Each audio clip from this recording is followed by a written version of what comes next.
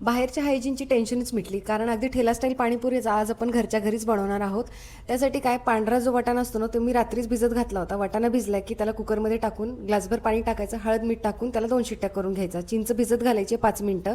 तोपर्यंत मिक्सरच्या भांड्यामध्ये पुदिना, कोथिंबीर, हिरवी मिरची, आल्याचा तुकडा, मीठ आणि लिंबाचा रस घालून आपल्याला त्याला बारीक करून घ्यायचं मिक्सरमध्ये आणि त्याला गाळून घ्यायचं आहे. ही चिंचही इथं छानपैकी भिजली होती. चिंचेचंही त्याला आपल्याला हाताने मॅश करून त्याचं पाणी आपल्याला ह्याच्यामध्येच मिक्स करायचं आहे. ह्या एक्स्ट्रा जो चौथा उरतो तो काढून फेकून द्यायचा.